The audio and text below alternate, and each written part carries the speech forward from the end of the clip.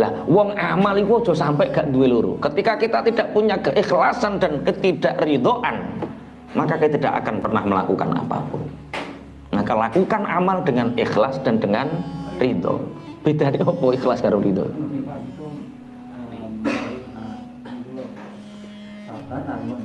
Wow, ayo terus lan ridho. Nggih ngoten.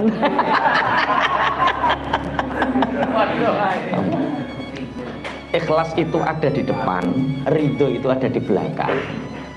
Sebelum melakukan apapun ikhlas. Jadi ikhlas itu berada di mana? Di depan. Ngajimu ikhlas, asile ridho. Dengan ujian ikhlas di depan, apapun yang terjadi kita terima. Hasilnya ridho. Arep berangkat bakul es, ikhlas lillahi ta'ala, aku bakul es karena Allah, iku ikhlas. Dene ora payu, ridho. Paham maksudnya ya. Kita mau jadi pengusaha, mau ikhtiar, yang dibutuhkan yang pertama apa? Ikhlas. Ikhlas belajar ke sana, ikhlas belajar ke sana, ikhlas mengawali ini, ikhlas melakukan ini, ikhlas. Yang terjadi setelah terjadi ridho. Lah, wa inna kullalamma la yuwaffiyannahum rabbuka a'malahum. Tuhanmu Muhammad itu sungguh setiap manusia itu akan dicukupi amalnya. Amal yang baik dibalas baik, amal yang buruk dibalas buruk. Walaupun kadang kita nggak pernah bisa mikir hikmahnya. Kemarin sudah tak ceritakan, ada dua raja, yang satu zolim, yang satu soleh. Raja yang zolim ini nanti kita bahas kezoliman setelah ayat ini. Pokoknya zolim itu yang menyengsarakan banyak orang, itu zolim. Dia tiba-tiba sakit, sakitnya agak lama, tabib didatangkan juga nggak ada yang tahu obatnya. Tiba-tiba ada satu tabib, carikan ikan yang seperti ini. Mestinya saat itu ikan itu langka di tahun itu, di bulan itu, di musim itu. Tapi saat itu tiba-tiba ikan itu bau banyak sehingga raja yang zalim ini sembuh. Yang satu raja yang soleh, yang berbakti kepada Allah, yang gemati sama rakyatnya, tiba-tiba sakit. Sakitnya sama dengan raja yang zalim. Mestinya saat itu musim ikan itu untuk obatnya itu banyak, tapi tiba-tiba langka hingga nggak menemukan obat dan mati. Ada orang bertanya, di mana letak keadilan Allah? Sing soleh kok digawe mati, sing zalim kok digawe urip.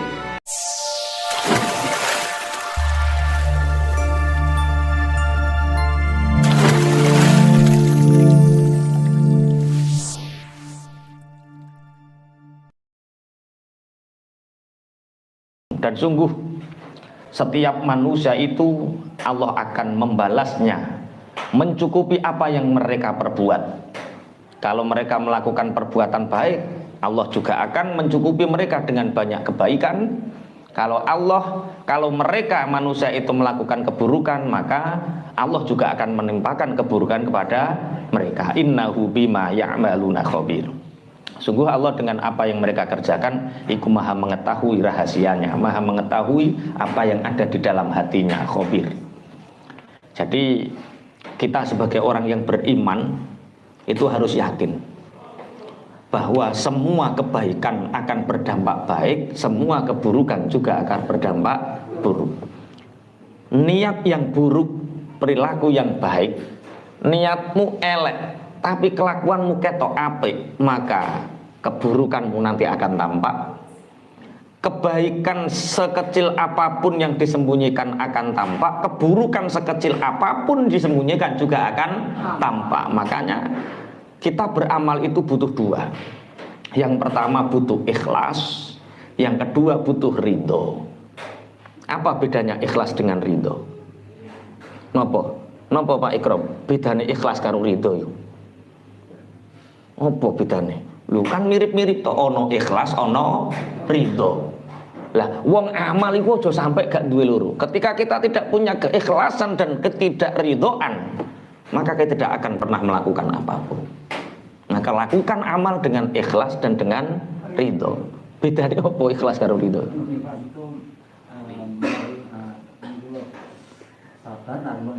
Wow, ayo terus lan ridho.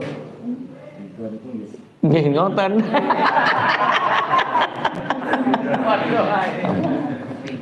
Ikhlas itu ada di depan, ridho itu ada di belakang. Sebelum melakukan apapun ikhlas. Jadi ikhlas itu berada di mana? Di depan. Ngajimu ikhlas, asile ridho. Dengan ujian ikhlas di depan. Apapun yang terjadi kita terima. Hasilnya ridho. Arep berangkat bakul es, ikhlas lillahi ta'ala, aku bakul es karena Allah iku ikhlas. Dene ora payu, ridho.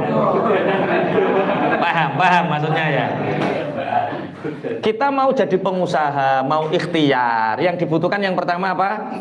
Ikhlas. Ikhlas belajar ke sana, ikhlas belajar ke sana, ikhlas mengawali ini, ikhlas melakukan ini, ikhlas. Yang terjadi setelah terjadi ridho. Lah, wa inna kullalamma la yuwaffiyannahum rabbuka a'malahum. Tuhanmu Muhammad, itu sungguh setiap manusia itu akan dicukupi amalnya. Amal yang baik dibalas baik, amal yang buruk dibalas buruk. Walaupun kadang kita nggak pernah bisa mikir hikmahnya. Kemarin sudah tak ceritakan, ada dua raja, yang satu zolim, yang satu soleh. Raja yang zolim ini nanti kita bahas kezoliman setelah ayat ini. Pokoknya zolim itu yang menyengsarakan banyak orang, itu zolim. Dia tiba-tiba sakit. Sakitnya agak lama, tabib didatangkan juga nggak ada yang tahu obatnya. Tiba-tiba ada satu tabib, carikan ikan yang seperti ini. Mestinya saat itu ikan itu langka di tahun itu, di bulan itu, di musim itu. Tapi saat itu tiba-tiba ikan itu bau banyak sehingga raja yang zalim ini sembuh. Yang satu raja yang soleh, yang berbakti kepada Allah, yang gemati sama rakyatnya, tiba-tiba sakit. Sakitnya sama dengan raja yang zalim. Mestinya saat itu musim ikan itu untuk obatnya itu banyak, tapi tiba-tiba langka hingga enggak menemukan obat dan mati. Ada orang bertanya, di mana letak keadilan Allah? Sing soleh kok digawe mati, sing zalim kok digawe urip. Seakan-akan orang, makanya orang jahat kok ya terus ya dikasih sama Allah. Yang orang-orang baik kok tambah sulit, tambah sulit. Akhirnya ditanyakan itu para nabi. Ditanyakan pada salah satu nabi Bani Israel ketika itu, dijawab. Seburuk-buruknya atau sezolim-zolimnya raja yang zolim itu ada kebaikan. Makanya Allah nggak ingin balas kebaikan raja zolim itu nanti di akhirat, nggak ingin. Akhirnya kebaikan raja zolim itu dibalas di dunia sehingga dia tidak mendapatkan kebaikannya di akhirat. Sehingga sok mbeni ki nek mati karek mbek-mbek. Tiada ampun. Lah, sing apik raja soleh, sak soleh-soleh wong, sebaik-baiknya orang pasti punya keburukan. Lah Allah ingin balas. Ini eman-eman ini keburukan ini nanti dibawa ke akhirat. Makanya sama Allah keburukan ini dibalas di dunia. Sehingga nanti orang soleh ini di akhirat tinggal menikmati saja. Karena apa? Keburukannya sudah dibalas di dunia. Makanya sampean kok rumangsa wong apik kok duwe elek, karo Allah diuji, sakit. Oh, iki donya. Sampeyan ning akhirat karek penake. Mungkin diuji dengan ngapunten, gak duwe duit, kebulet utang. Itu salah satu cara Allah.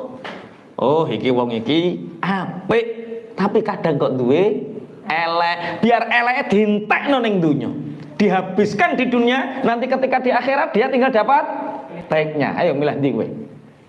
Milih sing zalim apa milih sing soleh? Soleh. Makna jero rada susah sithik lho. Dadi sesuk nek susah iling cerita iki.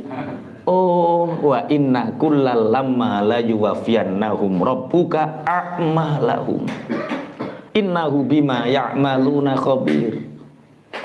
Makanya jangan janggal ketika ada orang yang fasik kemudian sama Allah dikasih banyak.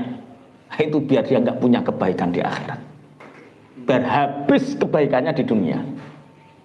Orang yang soleh, orang yang baik kadang-kadang ujiannya kok banyak yo, kurang apike piye aku. Kok ujiannya kok akeh lah, justru kowe apik iku ujianmu akeh.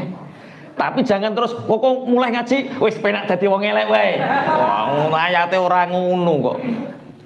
Wa inna kullal lamma la yuwafiyannahum rabbuka a'malahum innahu bima ya'maluna khabir. Fastaqim kama umirta wa man taba ma'aka wa la tadghaw. Fastaqim kama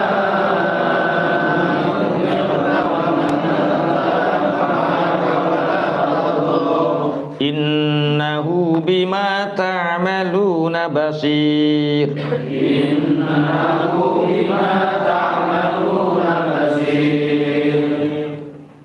Fastaqim mongko istiqomah sapa sira. Fastaqim mongko jejega sapa sira kama umirta kaya oleh den perintah sapa sira Muhammad. Wa man lan wong taba kang tobat sapa man ma'aka ing dalem sertane sira. Wala tabghaw lan aja lacut sapa sira. Innahu setuhune Allah bima kelawan barang tak maluna kang lakoni sapa sira kabeh iku basirun zat kang mirsani. Fastaqim kama umirta, maka istiqomahlah kamu Muhammad dengan apa yang diperintahkan kepadamu, yaitu menjaga keimanan. Wa man taba maka dan orang-orang yang bertobat bersamamu. Wala tabghaw dan jangan melampaui batas lacut. Innahu bima ta'maluna basir. Kamu jangan melakukan sesuatu yang melewati batas-batas yang telah ditetapkan Allah. Innahu bima ta'maluna basir. Sungguh Allah itu maha mengetahui apa yang kalian kerjakan. Istiqomah niku napa sing darane istiqomah? Tetep niku napa? Ajek niku napa? Rutin. Bahasa yang mudah dipahami selain rutin, ajek, jejek, terus menerus. Kulino, wais. Konsistensi, konsisten loh. Terus menerus, terus tidak berkurang, itu namanya apa? Konsisten. Istiqomah, al istiqomah afdalu min alfi karomah. Istiqomah itu inkonsisten itu tambah ora istiqomah. Oh, inkonsisten itu tambah ora istiqomah. Sing bener ya konsisten ya wis iku.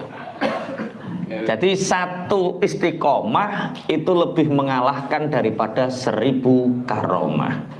Karena orang yang punya karomah, punya kemuliaan, tidak istiqomah, kemuliaannya pudar. Tapi istiqomah yang terus menerus akan menimbulkan kemuliaan. Makanya amal sedikit yang istiqomah itu lebih baik daripada amal banyak tidak istiqomah. Tiap hari, setiap habis sholat, baca 5 ayat Al-Quran, istiqomah itu lebih baik daripada sak jungoan 5 juz tapi 5 wulan gak moco maneh. Contoh yang paling mudah seperti itu. Tiap hari kita sholat qobliyah ba'diyah, sholat sunnah kita kerjakan. Kita nggak bahas fardu ya, soalnya fardu itu mau wong Islam kok sholat fardu. Bahas sunnah saja. Kita sholat sunnah ba'diyah, qobliyah, istiqomah, 1 rakaat, 2 rakaat, 2 rakaat, 2 rakaat, istiqomah itu lebih baik daripada sholat awabin ba'du maghrib, Allahu Akbar, Allahu Akbar, Allahu Akbar. Walah pisan tok tapi. Halo, konsisten terus menerus. Ngaji juga seperti itu. 1 bulan aktif itu lebih baik daripada ngaji 3 dino tapi 3 tahun gak ngaji maneh. Mokel. Ya ora ya 3 tahun gak ngaji maneh. Kalau bisa 1 bulan tambah 1 minggu. Kalau 1 minggu ya wes nek wong cukup 1 minggu. Kalau santri wah masya Allah tiap waktu ngaji. Bismillahirrahmanirrahim pun kita lanjutkan. Fastaqim, yang penting apa? Istiqomah. Istiqomah seperti yang kalian kerjakan, yang diperintahkan, yaitu istiqomah menjaga keimanan, istiqomah menjaga keislaman. Jadi iman Islam itu harus dijaga dan diistiqomah. Sholat jamaah istiqomah. Makanya di dalam beberapa hadis Abdullah ibnu Ummi Maktum itu pernah matur sama Rasulullah, ya Rasulullah, rumah saya jauh dengan Masjid Madinah, sedangkan saya ini buta. Tolong ya Rasulullah, beri aku keringanan untuk sholat di rumah saja. Jadi ono wong buta sowan Kanjeng Nabi minta rukhsah, minta keringanan agar dia tidak diwajibkan atau tidak ditekankan untuk sholat jamaah, ingin sholat di rumah saja. 3 kali Rasulullah nggak jawab. Akhirnya Abdullah ibnu Ummi Maktum ini berjalan, dipanggil, ya Abdullah, nggih Kanjeng Nabi, apakah engkau mendengar azan? Nggih, saya mendengar. Datangilah, itu panggilan Allah. Datangilah, itu panggilan Allah. Sehingga Abdullah ibnu Ummi Maktum pernah suatu ketika, karena dia tidak diberi rukhsah oleh Rasulullah, gerayah-gerayahlah niku berangkat ke masjid, sehingga jatuh dan pernah berdarah, pipinya pernah berdarah, keningnya pernah berdarah. Sejak berdarah itu, setiap hari ada orang yang datang menjemput. Setiap mau jamaah sholat dijemput. Tapi orang yang menjemput ini tidak mau masuk masjid, dikek ning ngarepe mlaku dewi. Akhirnya Abdullah ibnu Maktum penasaran, didakwai orang ini, Kak, saya itu minta keringanan sama Rasulullah untuk bisa melakukan sholat sendiri karena saya buta. Lah panjenengan kok setiap hari nuntun aku terus, kok nggak mau masuk masjid? Ayolah ikut masuk masjid. Tidak, saya nggak mau ke masjid. Tidak. Lah kenapa? Ketahuilah wahai Abdullah ibnu Maktum. Ketahui apa? Aku adalah iblis yang bisa menjelma manusia. Kaget. Kok ono iblis apian? Loh, ono iblis apian. Ya ini berbulan-bulan loh, dalam riwayat berbulan-bulan. Iblis kok apian? Abdullah setiap hari dituntun, padahal wong soleh-soleh gak nuntun loh. Ini iblis kok apian. Nuntun Abdullah ibnu Ummi Maktum ke masjid, tapi dia nggak mau masuk masjid. Loh, kamu kok aneh? Masa iblis kok baik? Dijawab, aku adalah iblis yang memperhatikanmu. Dan ketika engkau mau jamaah sholat subuh terjatuh dan engkau beristirja inna lillahi wa inna ilaihi roji'un, kamu bangun dan tetap berangkat, itu sebenarnya yang ngasih batu itu saya, agar kamu jatuh dan kamu tidak ke masjid lagi. Ternyata setelah tak kasih batu kamu jatuh, kamu istirja dan tetap berangkat. Gemuruh malaikat yang ada di langit memintakan ampunan untukmu dan separuh dosamu itu diampuni. Lah kamu kalau tak biarkan jatuh lagi, habis dosamu. Paham ya? Jadi hati-hati, kadang-kadang setan itu baik juga. Setan itu belum tentu buruk. Setan itu kadang-kadang menjelma dalam sesuatu yang sifatnya seperti baik. Loh ini sama ridho birido loh. Ini saling menguntungkan. Ini kamu butuh, saya juga butuh. Jebule nganakno duit kan. Lho padha apa bedane? Dalam 3 tahun terakhir, Pondok Pesantren Hozinatul Abror telah mengirimkan 3 kader terbaik untuk menuntut ilmu di Universitas Al-Azhar, Kairo, Mesir. Sebuah langkah besar untuk membangun generasi pemimpin berilmu dan berakhlak mulia. Kini, melalui Giska, Gerakan Infak Beasiswa Kader, Anda memiliki kesempatan emas untuk menjadi bagian dari perjuangan ini. Setiap rupiah yang Anda infakkan akan menjadi cahaya ilmu yang menerangi masa depan umat. Mari bersama, kita dukung lebih banyak kader menggapai impian mereka. Berikan infak terbaik Anda, dan jadilah bagian dari perubahan besar ini. Giska, menginfakkan harta untuk ilmu, membangun peradaban. Fastaqim kama umirta wa man taba maka wala tabghaw. Innahu bima ta'maluna basir. Muhammad, istiqomahlah kamu terhadap apa yang diperintahkan untukmu dan orang-orang yang bertobat bersamamu. Artinya bertobat dari kekufuran masuk Islam, jaga iman, wala tatghaw, dan jangan melebihi batas. Melebihi batas itu kalau bahasa sekarang namanya ghulu, berlebihan. Jadi berlebihan itu nggak baik. Apapun, seperti yang di Riyadhus Shalihin yang saya baca tadi, 3 orang sahabat yang ingin sholat malam tidak pernah berhenti, yang ingin puasa tidak pernah moka, yang ingin tidak menyentuh wanita. Nah itu namanya hulu, berlebihan dalam agama. Sehingga hulu ini sekali futur, klek, kalau di dalam kitab-kitab tasawuf, kue kok mau wempeng, maka sekali putus, ceklek. Sekali putus apa? Ceklek. Santri sing betah suwe mondok sampai lulus ngono ki yo. Santri sing ora kok ora iso guyon meneng ora. Kewenanan sekali dia kena tek. Orang yang salah itu kadang-kadang baik agar kita menyadari kesalahan orang lain. Orang yang nggak pernah salah itu kadang-kadang nggak baik karena dia nggak akan pernah menyadari kesalahan orang lain. Maka sekali waktu seorang suami itu harus menyadari kesalahannya, atau harus sesekali melakukan kesalahan biar saat istrimu salah kamu ridho. Tapi repotnya bojomu ridho gak nek kowe salah. Pokok yang diuring-uring sak lawase uring. Kuwi terus sing dieling-eling. Wala tatqau. Innahu bima ta'maluna basir. Sayyidah Aisyah dan beberapa istri dari Rasulullah ketika ditanya apa doa, tapi yang ditanya ini yang menjawab namanya Ummu Salamah. Di antara istri Rasulullah ada yang bernama Ummu Salamah. Ummu Salamah ini ditanya apa yang engkau hafal dan sering mendengar doa yang dibaca Nabi. Mengistiqomahkan doa apa Rasulullah?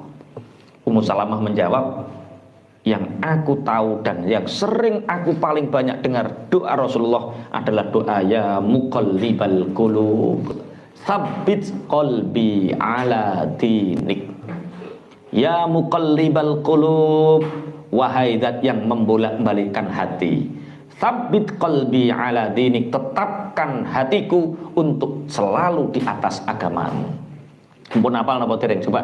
Ya muqallibal qulub, sarang-sarang 1 2 3. Ya muqallibal qulub, 2 kali lagi. Ya muqallibal qulub, 1 kali lagi. Ya muqallibal qulub, tsabbit qalbi ala dinik. Tsabbit qalbi ala dinik. Sudah balik. Tsabbit qalbi ala dinik. Ya muqallibal qulub, ya muqallibal qulub, tsabbit qalbi ala dinik. Tsabbit qalbi ala dinik. Itu dibaca kapan? Setelah sampai tahiyat akhir. Biasanya sampai innaka hamidum majid. Terus piye? Kan yang sing langsung salam biasanya ya. Biasanya setelah innaka hamidum majid itu baca Allahumma inni a'udzubika min adzabil qabri wa min adzabin nar wa min fitnatil mahya wal mamat wa min fitnatil masihid dajjal ya muqallibal qulub tsabbit qalbi ala dinik, baru salam. Apal napa mboten? Mboten, ya wis ya muqallibal qulub tok ae. Innaka hamidum majid ya muqallibal qulub tsabbit qalbi ala dinik. Ditulis tsabbit qalbi ala dinik, engko mulai wayah tahiyat eling hamidum majid terus sapa mah. Ora gelem nulis. Wayah bar ngaji innaka hamidum majid, wayah salat innaka hamidum majid opo mau? Mosok ala dinik ngono tok. Ya muqallibal qulub tsabbit qalbi ala dinik. Dalam beberapa hadis Rasulullah Muhammad sallallahu alaihi wasallam, niku Kanjeng Nabi istaqimu walan tuhsu. Istiqomahlah kalian dan jangan pernah menghitung amal. Istiqomahlah, jangan pernah perhitungan tentang amal. Kerjakan. Istiqomah, kerjakan. Wis, ojo diperhitung. Wa'lamu anna khaira a'malakum as-shalah. Ketahuilah bahwa sebaik-baik amal kalian adalah sholat. Sebaik-baik amal kita adalah apa? Sholat. Nanti ketika kita di mahsyar, Pertanggungjawaban pertama kali yang ditanya bukan apa jabatanmu, bukan seberapa banyak uangmu, seberapa kuat pengaruhmu, seberapa banyak istrimu, bukan. Yang ditanya nanti adalah bagaimana sholatmu. Makanya Kanjeng Nabi selalu istiqomahlah dalam sholat. Wa'lamu anna khaira a'malikum as-sholah. Ketahuilah bahwa sesungguhnya sebaik-baik amal kalian adalah apa? Sholat. Sholat. Wala yuhafidhu 'alal wudu illa mu'minun. Dan tidak ada yang bisa menjaga wudu kecuali orang-orang yang beriman. Rawahu Ahmad. Jadi kita oleh Allah ditakdirkan bisa wudu, itu bukti keimanan kita. Setelah kita bisa wudu, kita bisa menjaga sholat kita tepat waktunya, jamaah dan tidaknya. Itu adalah bukti keimanan kita. Maka Kanjeng Nabi selalu mengingatkan istiqomahlah sholat, istiqomahlah apa? Sholat. Lah, di ayat ini juga kita dilarang untuk hulu. Hulu itu berlebihan. Berlebihan di dalam agama. Makanya dalam muamalah, sebatas yang kita tahu itu halal, ya halal. Contoh, kangkung itu halal apa haram? Halal. Halal, oke. Jangan dihulukan. Gara-gara berngaji halal haram, kemudian kita ngaji tentang izzah dan apa zuhud, dimasakno bojone kangkung. Ki kangkung kon didik. Tuku to, Pak, ning ngene bakul rengkek. Bakul rengkek wong diwi, pacing, wong salat ora. Oh, gak iki ketoke. Lah kok ndang nyolong. Sesuk takoki, iki colongan to kolaan. Wah, akhirnya bojomu takok. Mbak, apa Mbak? Iki kangkung ki colongan to kowe kolak? Ki kira-kira tersinggung napa mboten? Tersinggung. Lah yo agama kok model ngono ki agama piye? Itu namanya apa tadi? Hulu. Salat, Allahu Akbar. Kowe salat jengkang-jengking ngono ki yo eling pangeran. Lah piye maksudmu? Sajadahmu cek ketok. Ijek nganggur mek opo salat nganggur. Nah, itu namanya apa? Hulu. Hulu. Hulu itu berlebihan, melewati batas-batas dari ketetapan yang telah ditetapkan. Rasulullah Muhammad sallallahu alaihi wasallam dawuh, Islam itu mudah. Islam itu tidak menyulitkan. Lakukan syariat Islam. Syariat Islam itu sangat mudah bagi orang yang melakukannya. Barang siapa yang hulu, berlebihan dalam melakukan agama, maka dia akan dimakan agama itu sendiri. Dia akan mendapatkan afat daripada agama itu sendiri. Makanya agama ini jangan pernah dibuat sulit, kecuali dalam akidah. Tak boleh ini, kecuali dalam akidah. Dalam akidah kita tidak boleh mengatakan yang lain itu benar dalam akidah. Yang benar adalah kita dalam akidah. Tapi dalam hal-hal toleransi yang lain, monggo, kita tidak boleh hulu. Orang Islam kok pakai batik? Orang Islam itu pakai jubah. Lah yo. Kanjeng Nabi umpama lahir ning Jawa paling sing sunah iku batikan. Iya to, wong saurunge Kanjeng Nabi tutus dadi nabi, wong Mekah kono wis padha nganggo jubah. Yang disabdakan Rasulullah, hadza firaqu bainana wa bainahum, ini adalah jarak, ini adalah pembeda antara kita dan mereka. Itu bukan jubah, imamah, sorban. Itu yang membedakan. Mulane batikan sorbanan keren. Tapi yo wayah salat, aja wayah ning warung. Nang warung batikan sorbanan. Kowe ora dakwah. Kuwi ihanah, ngeremehno. Maksudnya ngeten lho. Orang kudu muktadul hal wal maqam, harus tahu keadaan dan kondisi. Sorbanan itu disunahkan saat kapan? Disunahkan saat sholat, disunahkan saat taklim, disunahkan saat hal-hal yang sifatnya itu nang warung udeng-udengan terus rokokan nyawa wangker. Ya Allah, ya Allah. Sesuk nganggo imamah ya, dodolan es ya. Sido ra ditakoki wong wae. Lah hulu wala tatghaw. Kita tidak boleh berlebihan dalam agama karena berlebihan itu akhirnya menyulitkan kita sendiri. Makanya Mas Taufik itu pernah ngetel apa itu Mas? Ono wong Arab jadi sopir taksi. Sopirnya minta izin sama penumpangnya. Pak, bolehkah saya menyalakan AC? Haram, bid'ah. Rasulullah nggak pernah AC-nan. Mata ini ongkepen, dibuka thread. Ini seger alami. Terus ono telepon, delit. Pak, ini boleh saya nggak? Oh, haram, bid'ah itu nggak boleh. Zaman Rasulullah nggak ada. Yang tidak ada zaman Rasulullah itu seburuk-buruknya. Wah, akhirnya apa nih kayak HP terus apa nih? Radio lah. Jenenge sopir kan yo pengen ngrungokno radio, berita. Bolehkah saya menyalakan radio? Oh, bid'ah.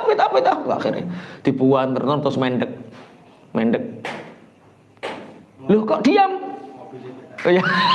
Ini mobilnya bid'ah, kamu naik onta saja. Ditinggal dengan endak-endakan dan walah itu sekali itu hulu berlebihan ya seperti itu. Makanya agama itu mudah jangan dipersulit. Bismillahirrahmanirrahim. Buat yang melakukan kebenaran dalam beragama itu haruslah mejono itu haruslah adil, sedengan dan membuat bahagia orang lain. Jangan agama itu membahagiakan orang lain menjadi susah. Mulane kaya toa dikai peraturan wis setuju to ora kira-kira. Ayo gak wani kowe. Eneng sing setuju, eneng sing ora. Ya ben dibahas ngono wae. Bismillahirrahmanirrahim. Timbang ra tau bahas adzan, akhirnya dikai peraturan jadi bahas adzan. Ya wis bener derajatmu yo bahas kuwi ya. Tapi bahas. Bismillahirrahmanirrahim. Netizen. Wala tarkanu ilal ladzina zalamu fatamassakumun naru wa ma lakum min dunillah.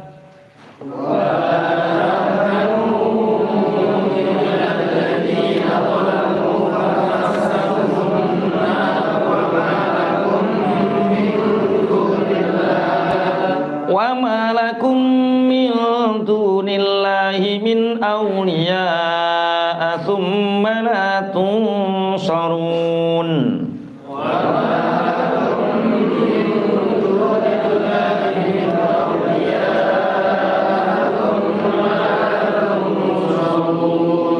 Wala tarkanulan ojo condong sapa sira kabeh, ojo condong ilal ladzina maring wong akeh zalamu kang padha zalim sapa alladzina. Fatamassa mongko dadi sebabe ngenani kum ing sira kabeh apa annarun neraka. Wa malakum lan ora ana iku tetep keduwe sira kabeh min dunillahi saking sakliyane Allah min auliya utawi wong kang ngreksa. Sumalatung saruna nuli ora bisa den tulungi sapa sira kabeh. Wala tarkanu ilal ladzina zalamu. Hai orang-orang yang beriman, para muslimin, kamu jangan sekali-kali punya kecondongan hati, punya ketertarikan kepada orang-orang yang zalim. Kamu jangan seneng kepada orang yang zalim. Kamu jangan tertarik dengan orang-orang yang zalim. Maka neraka akan mengenaimu. Wa ma lakum min dunillahi min auliya. Ketika kamu melakukan kezaliman, maka tidak ada selain Allah yang bisa menjagamu, tsumma tunsarun, dan tidak ada yang bisa menolongmu. Dalam 3 tahun terakhir, Pondok Pesantren Hozinatul Abror telah mengirimkan 3 kader terbaik untuk menuntut ilmu di Universitas Al-Azhar, Kairo, Mesir. Sebuah langkah besar untuk membangun generasi pemimpin berilmu dan berakhlak mulia. Kini, melalui GISKA, Gerakan Infak Beasiswa Kader, Anda memiliki kesempatan emas untuk menjadi bagian dari perjuangan ini. Setiap rupiah yang Anda infakkan akan menjadi cahaya ilmu yang menerangi masa depan umat. Mari bersama, kita dukung lebih banyak kader menggapai impian mereka. Berikan infak terbaik Anda, dan jadilah bagian dari perubahan besar ini. GISKA, menginfakkan harta untuk ilmu, membangun peradaban. Zalim itu arti asalnya adalah wat usai fi ghairi mahalli, Meletakkan sesuatu tidak pada tempatnya itu apa? Zalim. Tapi di dalam tatanan bermasyarakat, di dalam syariat, ketika kita berhubungan dengan orang banyak, zalim tidak diartikan itu. Tak boleh nih. Meletakkan sesuatu yang tidak pada tempatnya itu ketika kita individu, ketika sendiri. Ketika kita muasyarah bermasyarakat, maka yang namanya zalim adalah merampas hak orang lain. Itu namanya apa? Zalim. Merampas hak orang lain. Dudunggonmu kok kepingin mbok duweni, piye carane menjadi hakmu? Itu namanya zalim. Atau hak berupa apa saja, merampas hak berupa apa saja, bisa jadi berupa harta. Harta ini sebenarnya bukan milikmu, terus akhirnya, makanya kalau saya ngaji tanya jawab itu kadang-kadang repot. Hulu itu banyak terjadi. Saya pernah ditanya loh, pas saya ngaji itu ada tanya jawab, Pak Yai, ada seseorang yang menjadi takmir masjid. Takmir masjid, orangnya soleh, anak cucunya di pesantren semua orangnya bagus-bagus. Terus yang kamu tanyakan apa? Yang saya tanyakan adalah, kalau sawahnya dari takmir itu sebenarnya bukan sawah dia, tapi mbahnya dulu itu merebut sawah orang lain, kemudian dimiliki mbahnya, kemudian turun ke anaknya, lah anaknya ini takmir. Itu bagaimana hukumnya? Apakah itu haram apa halal?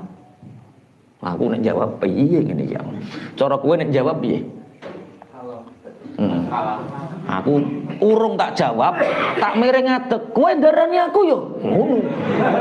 Aku urung jawab, tak mere ngadeg. Kowe ndarani aku. Ora wong aku ora nyebut jeneng kok. Yo takmir kono-kono kan gak kudu sampeyan to.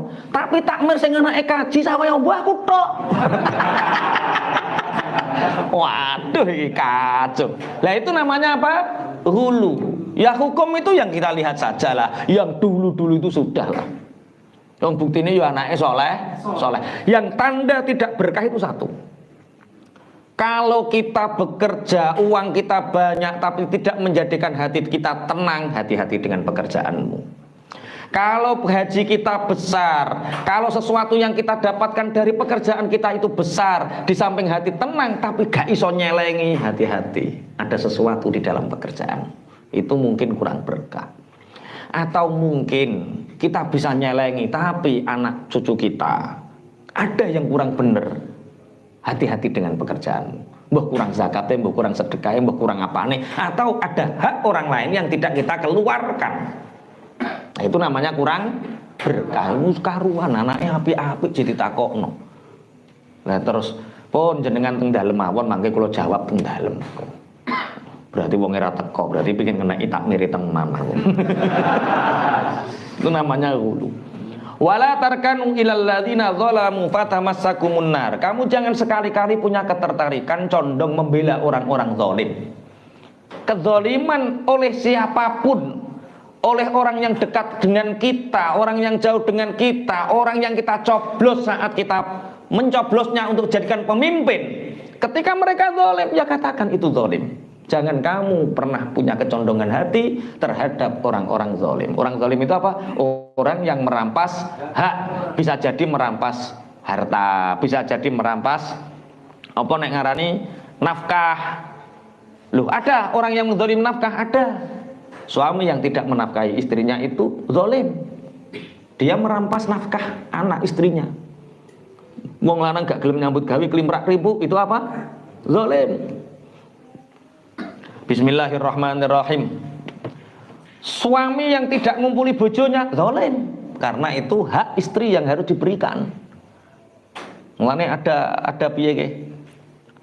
1 minggu sekali efeknya seperti ini. Pak Prapal biasanya Pak Pra. Iya kalau ngumpuli bojo seminggu sekali ngene, terus seminggu 2 kali ngene piye Pak Pra? Privat, nggak boleh dipublis sama Pak Pra ya wes. Nanti yang ingin tahu WA Pak Pra. Yang ingin tahu WA Pak Pra. Soalnya bojone bidan roh ngono kuwi. Atau hak untuk berbicara. Orang mestinya punya hak bicara, tapi hak bicara dirampas, itu ada orang yang zalim. Atau hak rakyat, yang mestinya rakyat itu mempunyai fasilitas ini, tapi gara-gara wesine dikrakoti, aspale dikrakoti, apa-apa dikrakoti, sehingga rakyat tidak merasakan itu namanya apa? Zalim. Kamu jangan pernah punya kecondongan terhadap mereka.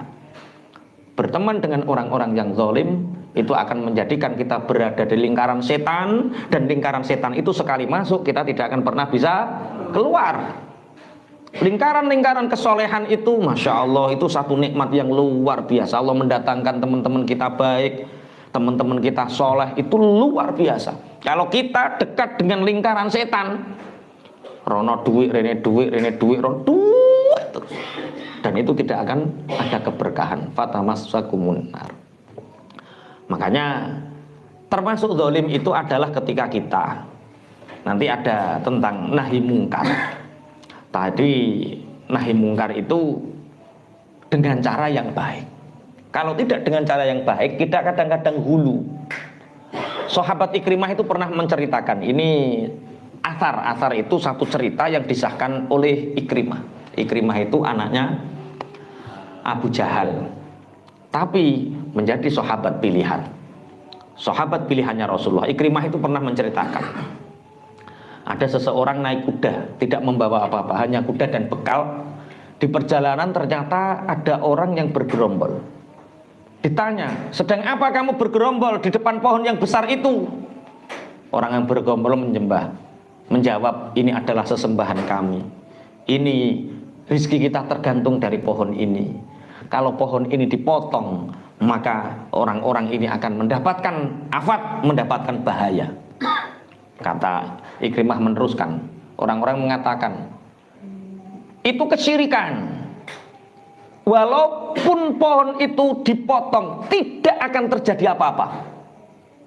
Aku akan membuktikannya, aku akan memotong untuk kalian. Akhirnya laki-laki ini pulang membawa kapak.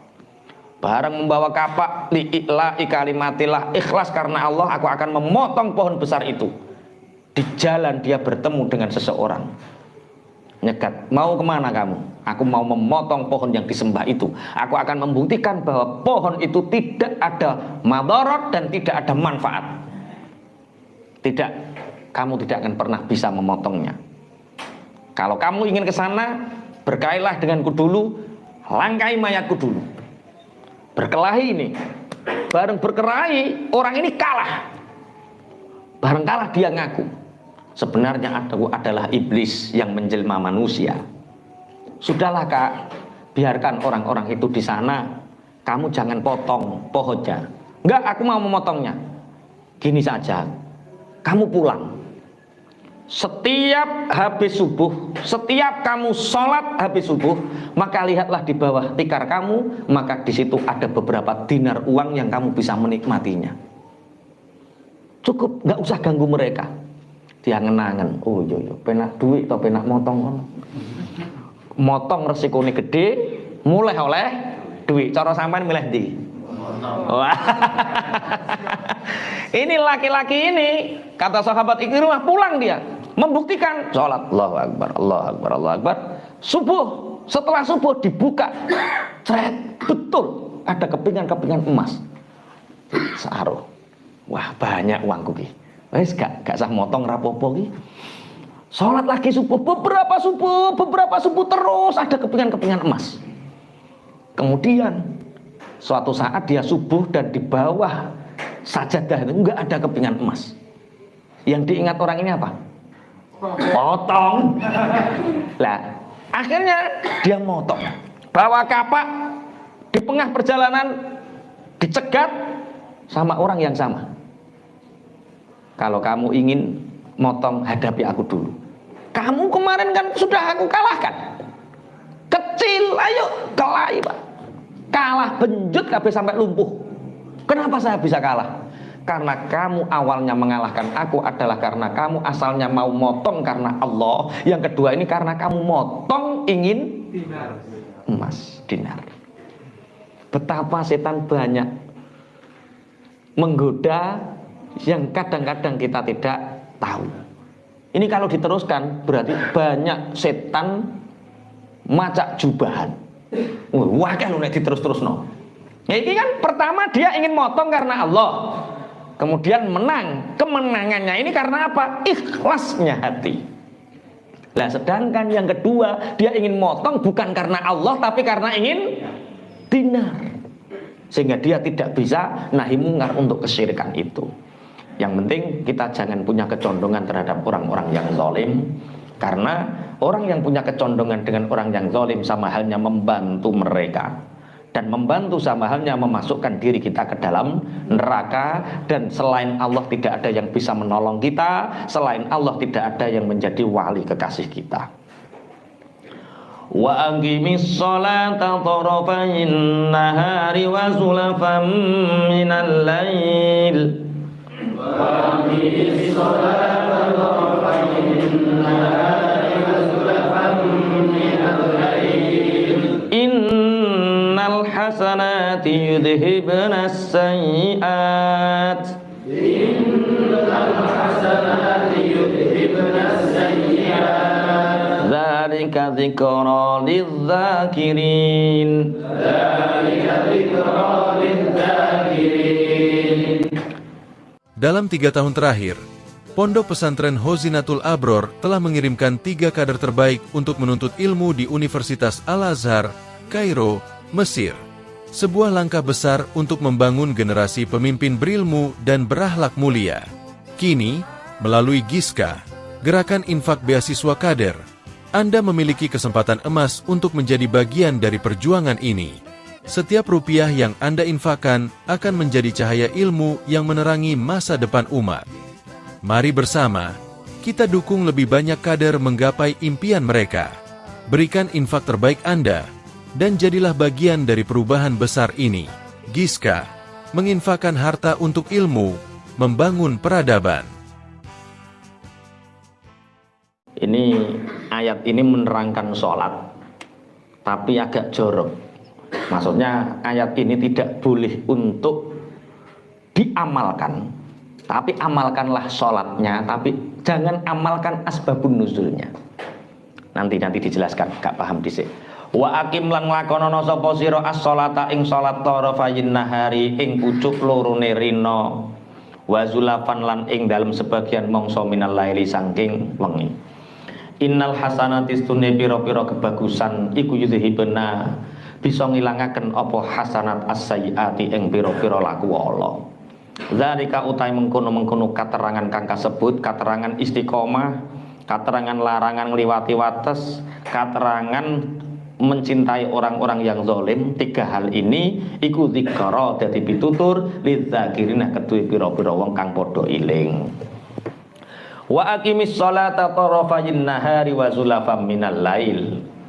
Kerjakanlah sholat di ujung siang, yaitu sholat apa? Ujung siang dan sore apa? Subuh, zuhur, asar. Wa zulafam minal lail, dan sebagian dari malam, yaitu maghrib dan isya. Makanya kemarin ada siapa dosen yang mengatakan, tunjukkan satu ayat yang menerangkan bahwa sholat itu ada 5 waktu. Tidak ada satupun. Piye maksudnya? Saya itu dono Mas Taib iku ayate weh. Kerjakanlah sholat di ujung pagi dan sore, yaitu subuh, zuhur, asar, wa zulafam minal lail, dan sebagian dari malam, yaitu maghrib dan isya.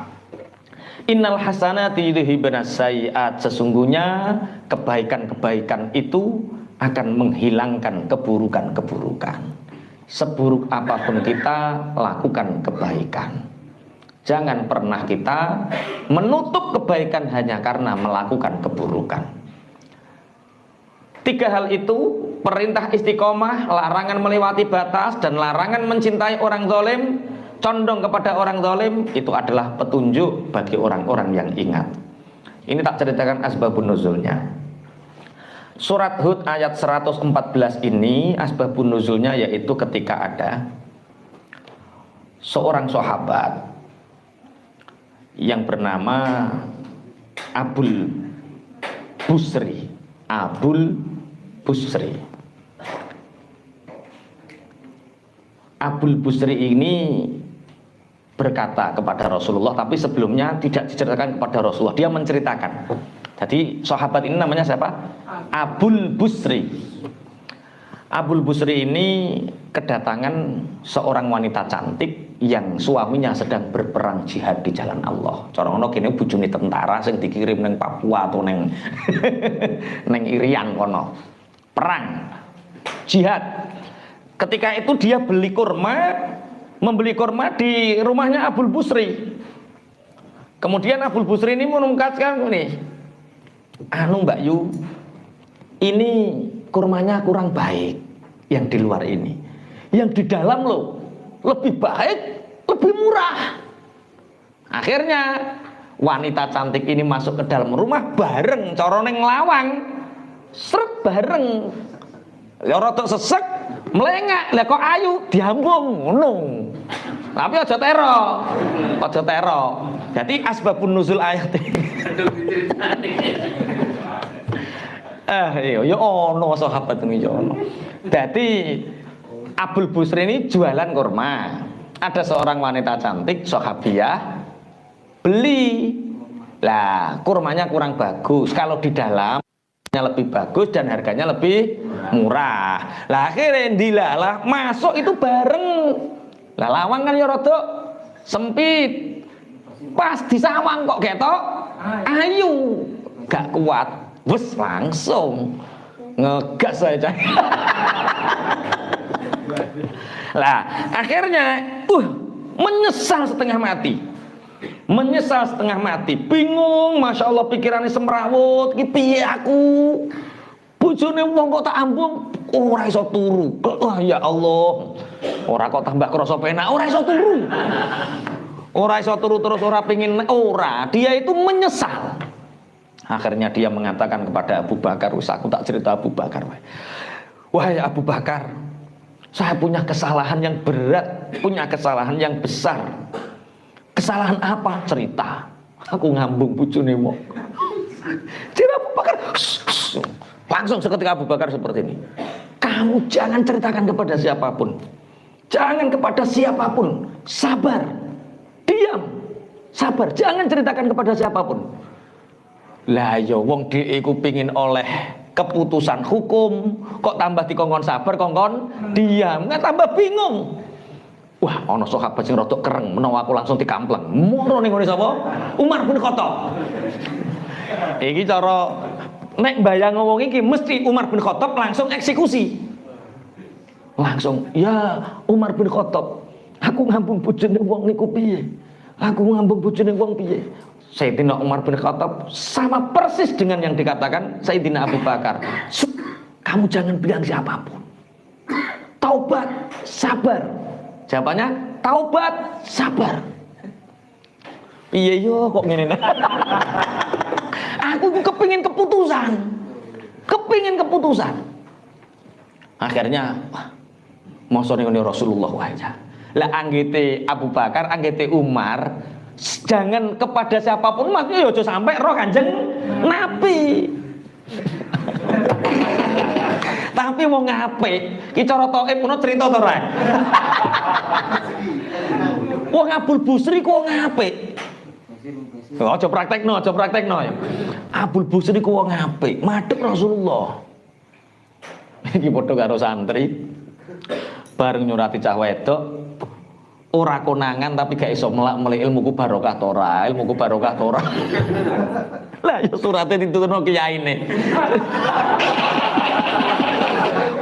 Ono santri ngono ki ono, surat-suratan ora iso ape mulai melak-melik deh. Iki nek ilmuku gak barokah, iya akhire sowan Mbah Yai, ya wis sing wedok panggil ijabno ning kene. Langsung diijabno wae. Nah, ini Abul Busri matur, ya Rasulullah, aku telah mencium si fulanah ya Rasulullah. Saya dalam keadaan gundah gulana, menyesal dan berdosa. Kata Rasulullah, pengkhianatan yang sangat besar bagi seorang laki-laki yang menggoda istri suaminya yang sedang berjuang di jalan Allah. Pengkhianatan besar. Wah, Kanjeng Nabi ya rada piye ngono to? Plek malaikat Jibril turun, Rasulullah ndiluk keringatnya meruntus. Turunlah ayat ini. Ayat apa? Aqimis sholata tarafayin nahari wa zulafam minal lail. Innal hasanati yudhibanas sayyi'at. Kerjakanlah sholat 5 waktu. Keburukan-keburukanmu akan habis. Innal hasanati yudhibanas sayyi'at. Sesungguhnya kebaikan-kebaikan itu akan menghapus semua keburukan. Dosa-dosa itu dihapus dengan sholat. Ngono iki Abdul Busri pede Kanjeng Nabi. Ayat niku kangge kula tok to nggih. Plaur tak kok ayat niku kangge kula tok. Ya ora iku kabeh kanggo wong mukmin, ora kanggo awakmu tok. Ini ayat ini untuk semua orang mukmin. Dan sungguh setiap manusia itu Allah akan membalasnya, mencukupi apa yang mereka perbuat. Kalau mereka melakukan perbuatan baik, Allah juga akan mencukupi mereka dengan banyak kebaikan. Kalau mereka manusia itu melakukan keburukan, maka Allah juga akan menimpakan keburukan kepada mereka. Innahu bima ya'maluna khabir. Sungguh Allah dengan apa yang mereka kerjakan, iku maha mengetahui rahasianya, maha mengetahui apa yang ada di dalam hatinya, khabir. Jadi kita sebagai orang yang beriman itu harus yakin bahwa semua kebaikan akan berdampak baik, semua keburukan juga akan berdampak buruk. Niat yang buruk, perilaku yang baik, niatmu elek tapi kelakuanmu ketok apik, maka keburukanmu nanti akan tampak. Kebaikan sekecil apapun yang disembunyikan akan tampak, keburukan sekecil apapun disembunyikan juga akan tampak. Makanya kita beramal itu butuh 2. Yang pertama butuh ikhlas, yang kedua butuh ridho. Apa bedanya ikhlas dengan ridho? Napa Pak Ikram? Bedanya ikhlas karo ridho yuk. Apa bedanya? Lu kan mirip-mirip to, ono ikhlas, ono ridho. Lah, wong amal itu aja sampai gak duwe loro. Ketika kita tidak punya keikhlasan dan ketidakridhoan, maka kita tidak akan pernah melakukan apapun. Maka lakukan amal dengan ikhlas dan dengan ridho. Bedanya apa ikhlas karo ridho?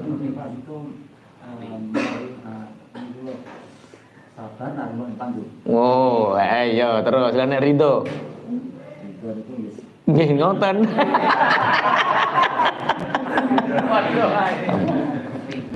Ikhlas itu ada di depan, ridho itu ada di belakang. Sebelum melakukan apapun ikhlas. Jadi ikhlas itu berada di mana? Di depan. Ngajimu ikhlas, asile ridho. Dengan ujian ikhlas di depan. Apapun yang terjadi kita terima. Hasilnya ridho. Arep berangkat bakul es, ikhlas lillahi ta'ala, aku bakul es karena Allah, iku ikhlas. Dene ora payu, ridho. Paham maksudnya ya. Kita mau jadi pengusaha, mau ikhtiar, yang dibutuhkan yang pertama apa? Ikhlas. Ikhlas belajar ke sana, ikhlas belajar ke sana, ikhlas mengawali ini, ikhlas melakukan ini, ikhlas. Yang terjadi setelah terjadi ridho.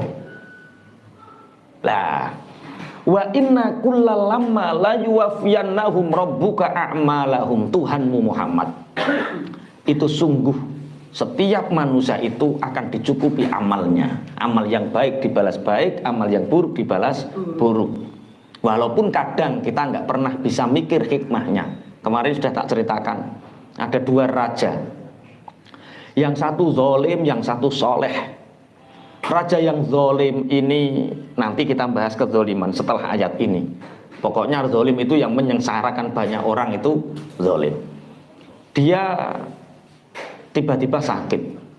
Sakitnya agak lama, tabib didatangkan juga nggak ada yang tahu obatnya. Tiba-tiba ada satu tabib, carikan ikan yang seperti ini. Mestinya saat itu ikan itu langka di tahun itu, di bulan itu, di musim itu. Tapi Saat itu tiba-tiba ikan itu bau banyak sehingga raja yang zalim ini sembuh. Yang satu raja yang soleh, yang berbakti kepada Allah, yang gemati sama rakyatnya tiba-tiba sakit. Sakitnya sama dengan raja yang zalim. Mestinya saat itu musim ikan itu untuk obatnya itu banyak, tapi tiba-tiba langka hingga enggak menemukan obat dan mati. Ada orang bertanya, di mana letak keadilan Allah? Sing soleh kok digawe mati, sing zalim kok digawe urip. Seakan-akan orang, makanya orang jahat kok yo terus dikasih sama Allah. Yang orang-orang baik kok tambah sulit, tambah sulit. Akhirnya ditanyakan itu para nabi. Ditanyakan pada salah satu nabi Bani Israel ketika itu, dijawab. Seburuk-buruknya atau sezolim-zolimnya raja yang zolim itu ada kebaikan. Makanya Allah nggak ingin balas kebaikan raja zolim itu nanti di akhirat, nggak ingin. Akhirnya kebaikan raja zolim itu dibalas di dunia sehingga dia tidak mendapatkan kebaikannya di akhirat. Sehingga sok mbeni kena mati karena bek-bek. Tiada ampun. Lah, sing apik raja soleh, sak soleh-soleh wong, sebaik-baiknya orang pasti punya keburukan.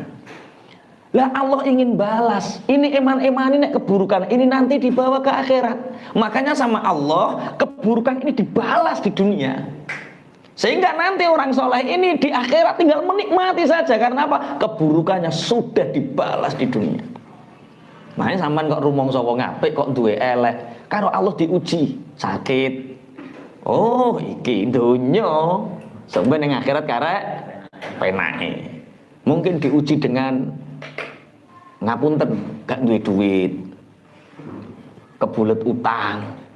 Itu salah satu cara Allah. Oh, iki wong iki apik, tapi kadang kok duwe elek. Biar eleke dientekno ning donya. Dihabiskan di dunia, nanti ketika di akhirat dia tinggal dapat baiknya. Ayo milih ndi kowe? Milih sing zalim apa milih sing soleh? Soleh. Makna jero terus susah sithik lho. Dadi sesuk nek susah ilang cerita iki. Oh, wa inna kullal lamma la yuwaffiyannahum rabbuka a'malahum. Innahu bima ya'maluna khabir. Makanya jangan janggal ketika ada orang yang fasik kemudian sama Allah dikasih banyak. Itu biar dia nggak punya kebaikan di akhirat, biar habis kebaikannya di dunia. Orang yang soleh, orang yang baik kadang-kadang ujiannya kok banyak yo. Kurang api-apiye aku. Kok ujiannya kok akeh lah, justru kowe apik iku ujianmu akeh. Tapi jangan terus pokok mulai ngaji wis penak dadi wong elek wae. Wah, ayate ora ngono kok. Wa inna kullal lamma la yuwaffiyannahum rabbuka a'malahum innahu bima ya'maluna khabir. Fastaqim kama umirta wa man taba ma'aka wa la tadghaw. Fastaqim kama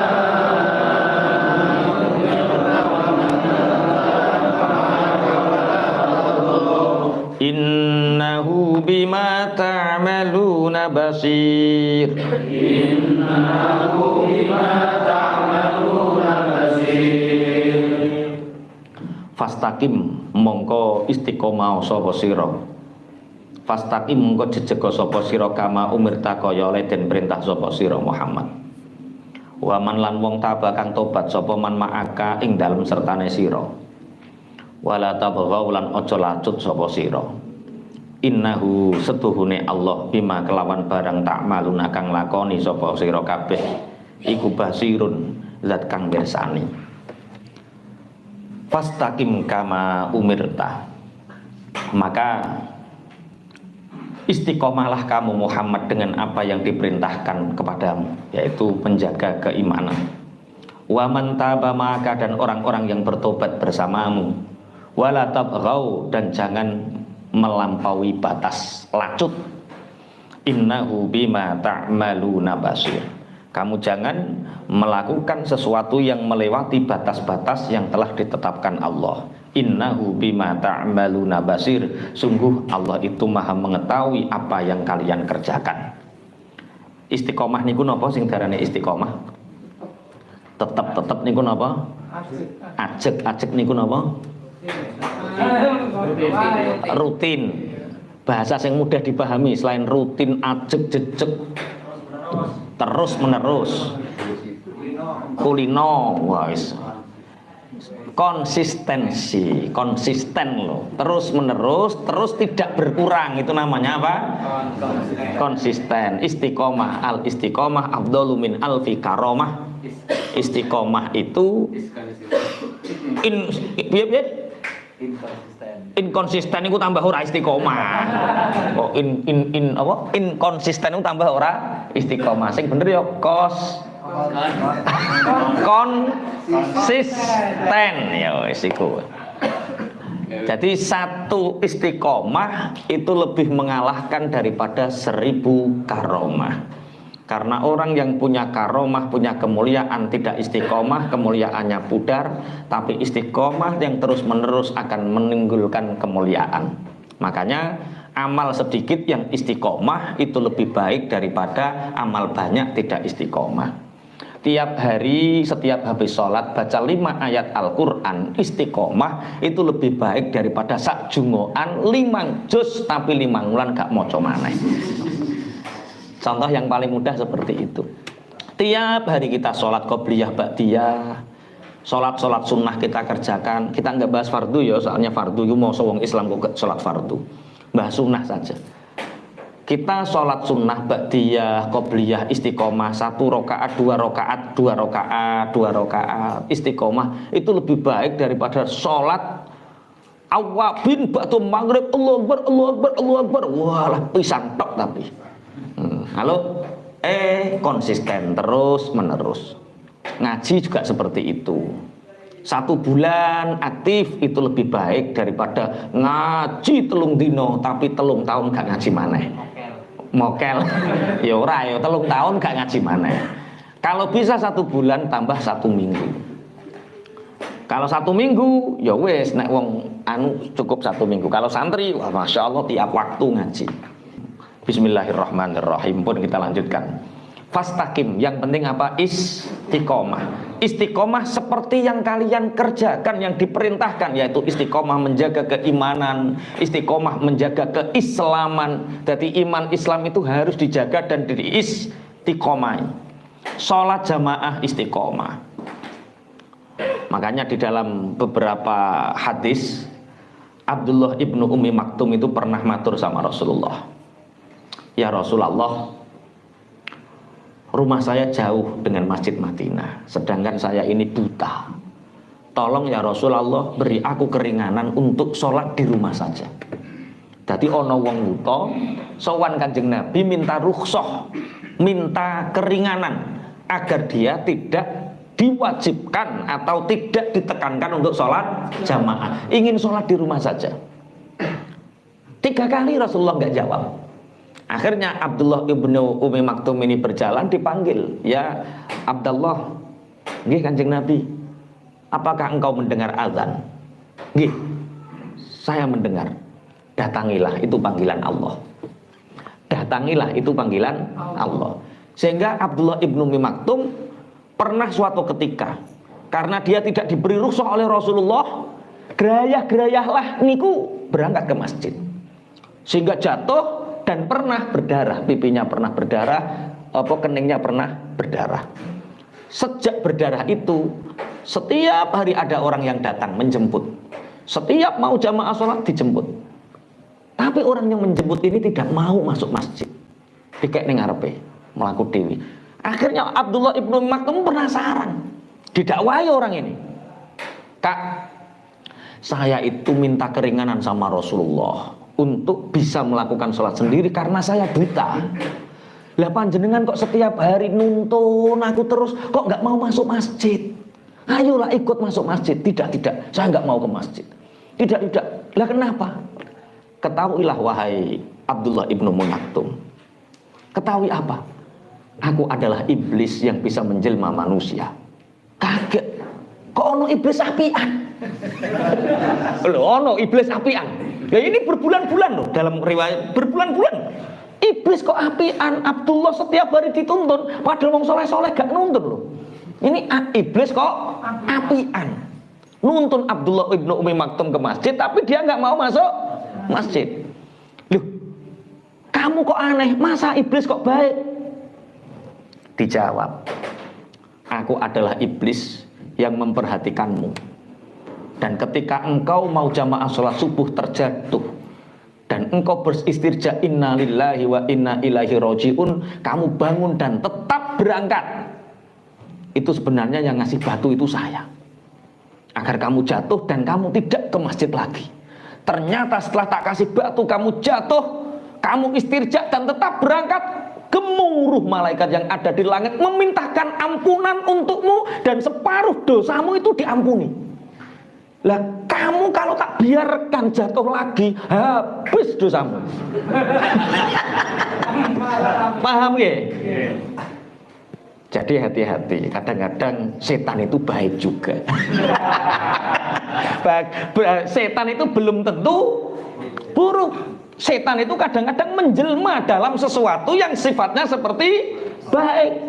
Loh, ini sama Ridho Birido loh. Ini saling menguntungkan. Ini kamu butuh, saya juga butuh. Jebule nganakno duit kan. Lho podo, apa bedanya? Dalam 3 tahun terakhir, Pondok Pesantren Hozinatul Abror telah mengirimkan 3 kader terbaik untuk menuntut ilmu di Universitas Al-Azhar, Kairo, Mesir. Sebuah langkah besar untuk membangun generasi pemimpin berilmu dan berakhlak mulia. Kini, melalui Giska, Gerakan Infak Beasiswa Kader, Anda memiliki kesempatan emas untuk menjadi bagian dari perjuangan ini. Setiap rupiah yang Anda infakkan akan menjadi cahaya ilmu yang menerangi masa depan umat. Mari bersama, kita dukung lebih banyak kader menggapai impian mereka. Berikan infak terbaik Anda, dan jadilah bagian dari perubahan besar ini. Giska, menginfakkan harta untuk ilmu, membangun peradaban. Fastaqim kama umirta wa man taba maka wala tabghaw. Innahu bima ta'maluna basir. Muhammad, istiqomahlah kamu terhadap apa yang diperintahkan untukmu dan orang-orang yang bertobat bersamamu. Artinya bertobat dari kekufuran masuk Islam, jaga iman, wala tadghaw, dan jangan melebihi batas. Melebihi batas itu kalau bahasa sekarang namanya ghulu, berlebihan. Jadi berlebihan itu nggak baik. Apapun, seperti yang di Riyadhus Shalihin yang saya baca tadi, 3 orang sahabat yang ingin sholat malam tidak pernah berhenti, yang ingin puasa tidak pernah moka, yang ingin tidak menyentuh wanita. Nah itu namanya ghulu, berlebihan dalam agama. Sehingga ghulu ini sekali futur klek, kalau di dalam kitab-kitab tasawuf, kue kok mau wempeng, maka sekali putus ceklek. Sekali putus apa? Ceklek. Santri sing betah suwe mondok sampai lulus ngono ki yo. Santri sing ora iso guyon meneng ora. Tewenanan sekali dia kena tek. Orang yang salah itu kadang-kadang baik agar kita menyadari kesalahan orang lain. Orang yang nggak pernah salah itu kadang-kadang nggak baik karena dia nggak akan pernah menyadari kesalahan orang lain. Maka sekali waktu seorang suami itu harus menyadari kesalahannya, atau harus sesekali melakukan kesalahan, biar saat istrimu salah kamu ridho. Tapi repotnya bojomu ridho gak nek kowe salah. Kok nang diuring-uring sak lawase uring. Kuwi terus sing dieling-eling. Wala tadghaw. Innahu bima ta'maluna basir. Sayyidah Aisyah dan beberapa istri dari Rasulullah ketika ditanya apa doa, tapi yang ditanya ini yang menjawab namanya Ummu Salamah. Di antara istri Rasulullah ada yang bernama Ummu Salamah. Ummu Salamah ini ditanya apa yang engkau hafal dan sering mendengar doa yang dibaca Nabi. Mengistiqomahkan doa apa Rasulullah? Ummu Salamah menjawab, yang aku tahu dan yang sering aku paling banyak dengar doa Rasulullah adalah doa ya muqallibal qulub tsabbit qalbi ala dinik. Ya muqallibal qulub, wahai zat yang membolak-balikkan hati, Tsabbit qalbi ala dinik, tetapkan hatiku untuk selalu di atas agamamu. Mumpun hafal napa dereng coba. Ya muqallibal qulub. Sarang-sarang 1 2 3. Ya muqallibal qulub. 2 kali lagi. Ya muqallibal qulub. 1 kali lagi. Ya muqallibal qulub, tsabbit qalbi ala dinik. Tsabbit qalbi ala dinik. Sudah balik. Tsabbit qalbi ala dinik. Ya muqallibal qulub. Ya muqallibal qulub. Tsabbit qalbi ala dinik. Tsabbit qalbi ala dinik. Itu dibaca kapan? Setelah sampean tahiyat akhir. Biasanya sampean innaka hamidum majid. Terus piye? Yang sing langsung salam biasanya ya. Biasanya setelah innaka hamidum majid itu baca Allahumma inni a'udzubika min adzabil qabri wa min adzabin nar wa min fitnatil mahya wal mamat wa min fitnatil masihid dajjal ya muqallibal qulub tsabbit qalbi ala dinik, baru salam. Apal napa mboten? Boten, ya wis ya muqallibal qulub tok ae. Innaka hamidum majid ya muqallibal qulub tsabbit qalbi ala dinik. Ditulis tsabbit qalbi ala dinik. Engko mulai wayah tahiyat eling hamidum majid terus apa mah? Ora gelem nulis. Wayah bar ngaji innaka hamidum majid, wayah salat innaka hamidum majid opo mau?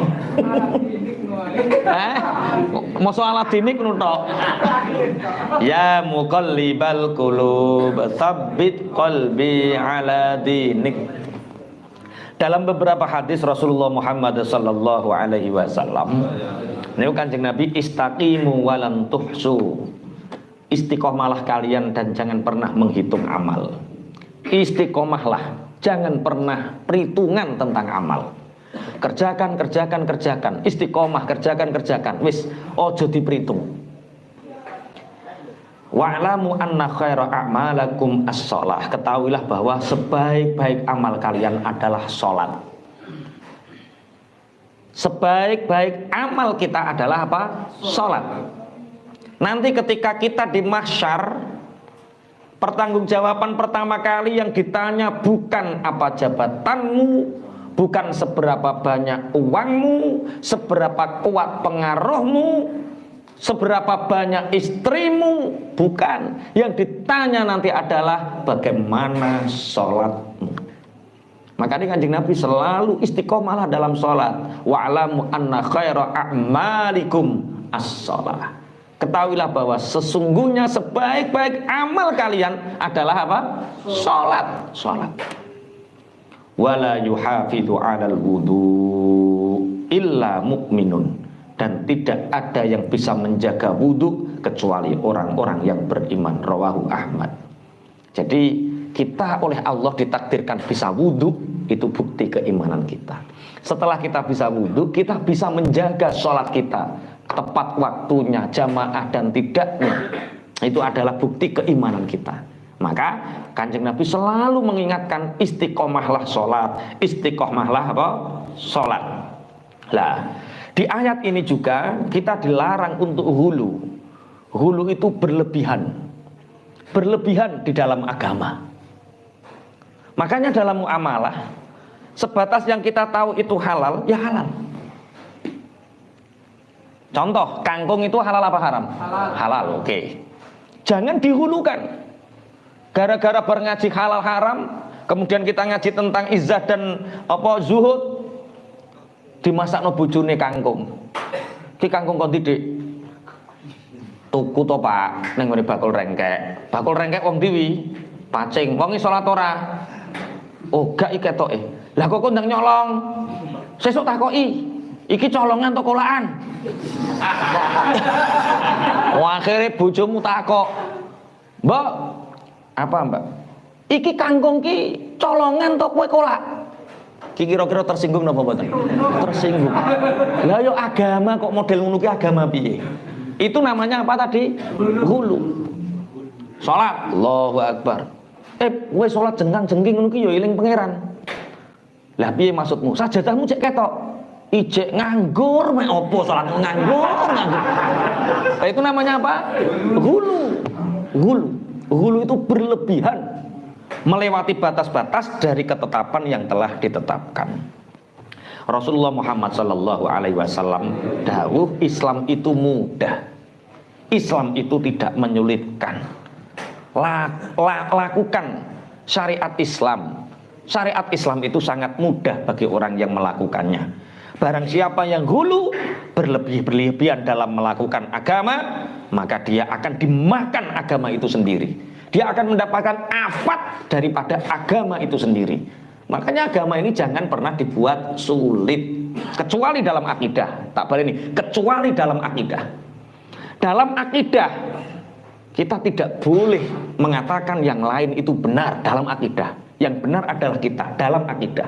Tapi dalam hal-hal toleransi yang lain, monggo, kita tidak boleh hulu. Orang Islam kok pakai batik? Orang Islam itu pakai jubah. Lah yo, Kanjeng Nabi umpama lahir ning Jawa paling sing sunah iku batikan. Iya to, wong saurunge Kanjeng Nabi tutus dadi nabi, wong Mekah kono wis padha nganggo jubah. Yang disabdakan Rasulullah, hadza firaqu bainana wa bainahum, ini adalah jarak, ini adalah pembeda antara kita dan mereka. Itu bukan jubah, imamah, sorban. Itu yang membedakan. Mulane batikan sorbanan keren. Tapi yo wayah salat, aja wayah ning warung. Nang warung batikan sorbanan. Kuwi ora dakwah. Kuwi ihanah. Ngeremehno. Maksudnya ngeten lho. Orang kudu muktadul hal wal maqam, harus tahu keadaan dan kondisi. Sorbanan itu disunahkan saat kapan? Disunahkan saat sholat, disunahkan saat taklim, disunahkan saat hal-hal yang sifatnya itu warung udeng-udengan terus rokokan nyawa keruk, ya Allah, ya Allah. Sesuk nganggo imamah ya, dodolan es ya. Situ ora ditakoki wong wae. Lah hulu wala tatghaw. Kita tidak boleh berlebihan dalam agama karena berlebihan itu akhirnya menyulitkan kita sendiri. Makanya Mas Taufik itu pernah ngetel apa itu, Mas? Ono wong Arab jadi sopir taksi. Sopirnya minta izin sama penumpangnya, Pak, bolehkah saya menyalakan AC? Haram, bid'ah. Rasulullah nggak pernah AC-nan. Mata ini ongkepen, dibuka thread. Ini seger alami. Terus ono telepon, delit. Pak, ini boleh saya angkat? Oh, haram, bid'ah, itu nggak boleh. Zaman Rasulullah nggak ada. Yang tidak ada zaman Rasulullah itu seburuk-buruknya. Walah akhirnya apa nih kayak HP terus apa nih? Radio lah, jenenge sopir kan yo pengen ngrungok radio, berita. Bolehkah saya menyalakan radio? Oh, tolong bid'ah. Akhirnya dibuan terus mendek. Loh kok diam? Oh ya. Ini mobilnya bid'ah, kamu naik onta saja. Ditinggal dengan endak-endakan. Walah, itu sekali itu hulu berlebihan ya seperti itu. Makanya agama itu mudah, jangan dipersulit. Bismillahirrahmanirrahim. Buat yang melakukan kebenaran dalam beragama itu haruslah mejono itu haruslah adil, sedengan dan membuat bahagia orang lain. Jangan agama itu membahagiakan orang lain menjadi susah. Mulane kaya toa dikai peraturan kowe setuju to ora kira-kira? Ayo gak wani kowe. Eneng sing setuju, eneng sing ora. Ya ben dibahas ngono wae. Bismillahirrahmanirrahim. Timbang ra tau bahas adzan, akhirnya dikai peraturan jadi bahas adzan. Yes, bener derajatmu yang bahas gue ya. Tapi bahas. Bismillahirrahmanirrahim. Netizen. Wala tarkanu ilal ladzina zalamu fatamassakumun naru wa ma lakum min dunillah.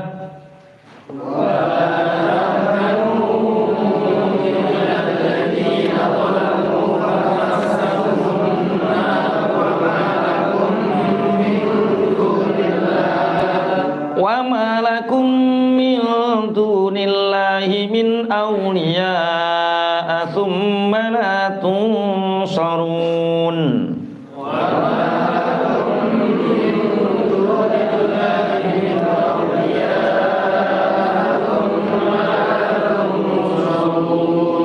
Wala tarkanulan ojo condong sapa sira kabeh, ojo condong ilal ladzina maring wong akeh zalamu kang padha zalim sapa alladzina.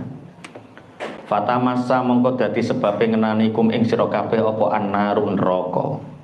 Wa malakum lan ora ana iku tetep keduwe sira kabeh min dunillahi saking sakliyane Allah min auliya utawi wong kang ngreksa. Tsumma tungsaruna nuli ora bisa den tulungi sapa sira kabeh. Wala tarkanu ilal ladzina zalamu, hai orang-orang yang beriman, para muslimin, kamu jangan sekali-kali punya kecondongan hati, punya ketertarikan kepada orang-orang yang zalim. Kamu jangan seneng kepada orang yang zalim. Kamu jangan tertarik dengan orang-orang yang zalim. Maka neraka akan mengenaimu. Wa ma lakum min dunillahi min auliya. Ketika kamu melakukan kezaliman, maka tidak ada selain Allah yang bisa menjagamu, tsumma la tunsarun, dan tidak ada yang bisa menolongmu. Dalam 3 tahun terakhir, Pondok Pesantren Hozinatul Abror telah mengirimkan 3 kader terbaik untuk menuntut ilmu di Universitas Al-Azhar, Kairo, Mesir. Sebuah langkah besar untuk membangun generasi pemimpin berilmu dan berakhlak mulia. Kini, melalui Giska, Gerakan Infak Beasiswa Kader, Anda memiliki kesempatan emas untuk menjadi bagian dari perjuangan ini.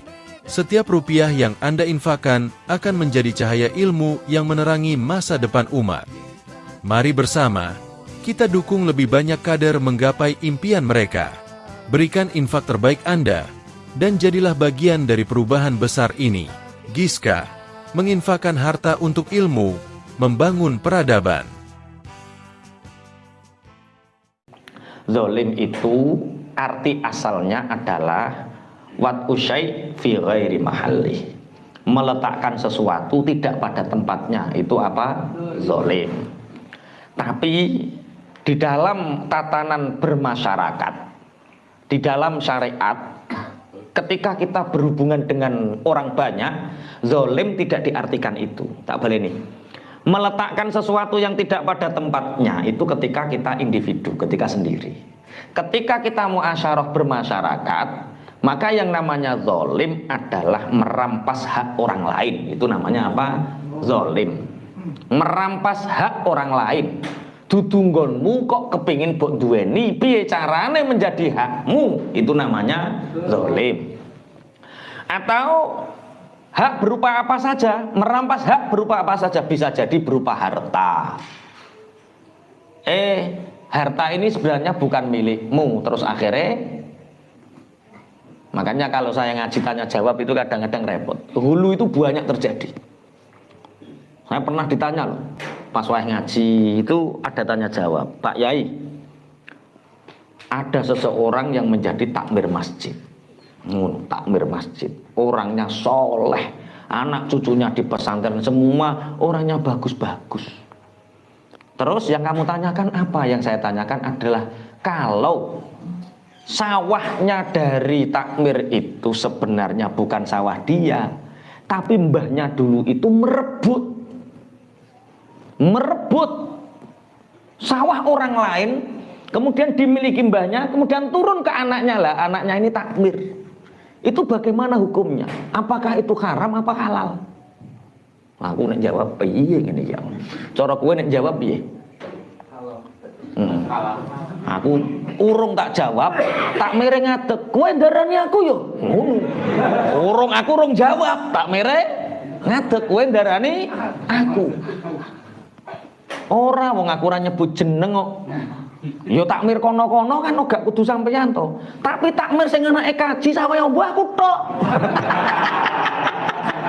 Waduh iki kacau. Lah itu namanya apa?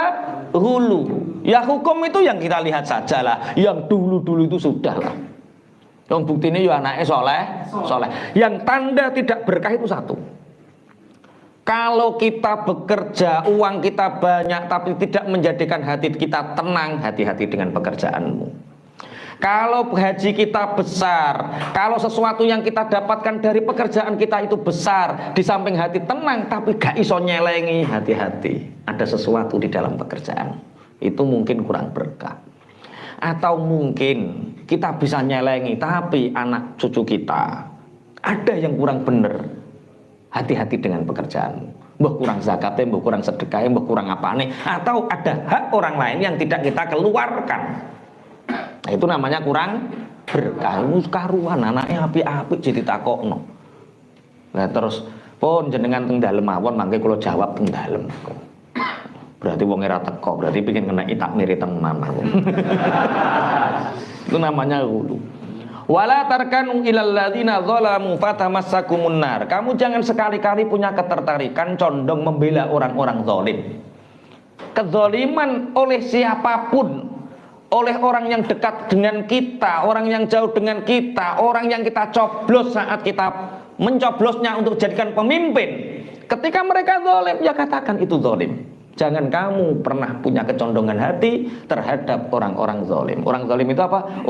Orang yang merampas hak. Bisa jadi merampas harta, bisa jadi merampas apa nek ngarani nafkah. Loh, ada orang yang menzalim nafkah, ada.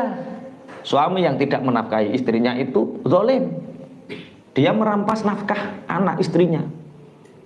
Wong lanang gak gelem nyambut gawe klimrak ribu, itu apa? Zalim. Bismillahirrahmanirrahim.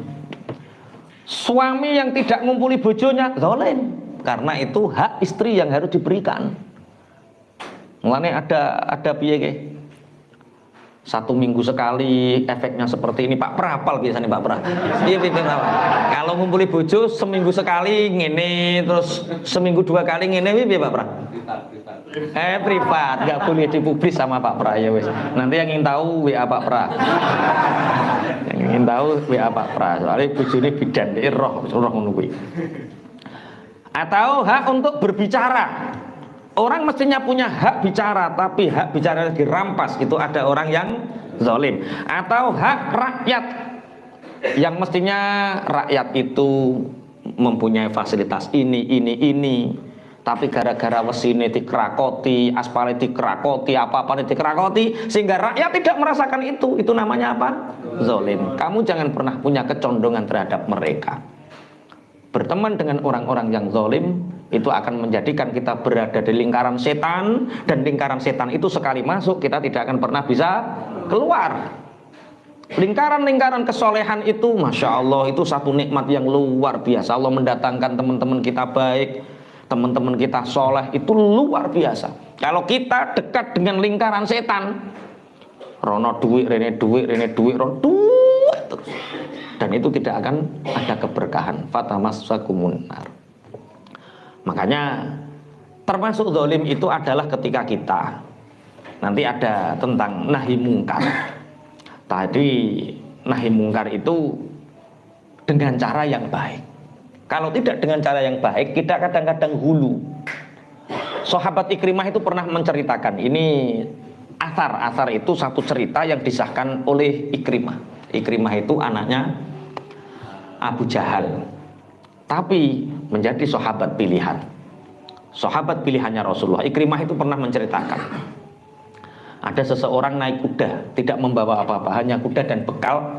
Di perjalanan ternyata ada orang yang bergerombol. Ditanya, sedang apa kamu bergerombol di depan pohon yang besar itu? Orang yang bergerombol menjawab, ini adalah sesembahan kami. Ini rezeki kita tergantung dari pohon ini. Kalau pohon ini dipotong, maka orang-orang ini akan mendapatkan afat, mendapatkan bahaya. Kata Ikrimah meneruskan, orang-orang mengatakan, itu kesyirikan. walaupun pohon itu dipotong, tidak akan terjadi apa-apa. Aku akan membuktikannya, aku akan memotong untuk kalian. Akhirnya laki-laki ini pulang membawa kapak. Barang membawa kapak, li'i'la'i kalimatillah, ikhlas karena Allah, aku akan memotong pohon besar itu. Di jalan dia bertemu dengan seseorang. Nyegat, mau kemana kamu? Aku mau memotong pohon yang disembah itu. Aku akan membuktikan bahwa pohon itu tidak ada madarat dan tidak ada manfaat.